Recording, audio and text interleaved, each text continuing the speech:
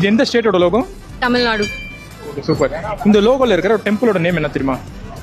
ரீசெண்டா படிச்சேன், ஞாபகம் இல்லையே. தஞ்சாவூர். அதெல்லாம் இல்லைங்க. நம்ம ஸ்டேட்டோட லோகோவில் இருக்கிற இந்த கோபுரம் வந்து ஸ்ரீவல்லிபுத்தூர் ஆண்டாள் டெம்பிளோட ராஜ கோபுரம். இது எல்லா கவர்மெண்ட் ரெக்கார்ட்ஸ்லையுமே நம்மளால இதை பார்க்க முடியுது. பட் இதை டிசைன் பண்ண ஆர்டிஸ்ட் ஆர் கிருஷ்ணாராவ் என்ன சொல்லியிருக்கிறாரு அப்படின்னா, இது வந்து மதுரை மீனாட்சி அம்மனோட வெஸ்ட் டவர் அப்படின்ற மாதிரியும் நம்மளால நிறைய இடத்துல பார்க்க முடியுது.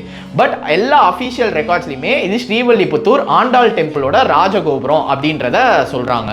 1948 அன்னைக்கு சிஎம்மா இருந்த ஓமந்தூர் ரெட்டி வந்து தமிழ் ஸ்காலரான டி.கே. சிதம்பரநாத முதலியார் கிட்ட ஒரு சஜஷன் கேட்டிருக்கிறாரு. நம்ம ஒரு தமிழ் கல்ச்சர் பண்பாடு எல்லாம் ஒரு குறிக்கிற மாதிரி நம்ம ஒரு எம்பளம் ஒன்று ரெடி பண்ணணும். ஸோ அதுக்கு நீங்கள் என்ன சஜஸ்ட் பண்ணுவீங்கன்னு அவர்கிட்ட கேட்டோன்னா அவர் நம்ம இந்த ஸ்ரீவல்லிபுத்தூர் ஆண்டாள் டெம்பிளை சஜஸ்ட் பண்ணியிருக்கிறாரு.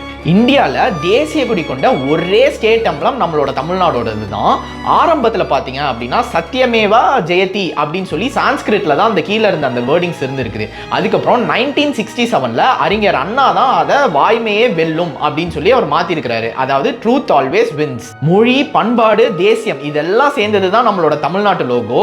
நீங்க இதை பத்தி என்ன நினைக்கிறீங்க? ரெக்கார்ட்ஸ்ல இருக்கிற மாதிரி இது வந்து ஸ்ரீவல்லிபுத்தூர் ஆண்டாள் கோவிலோட ராஜகோபுரமா இல்ல மதுரை மீனாட்சி அம்மனோட வெஸ்ட் டவரா அப்படிங்கிறத நீங்க கமெண்ட்ஸ்ல சொல்லுங்க.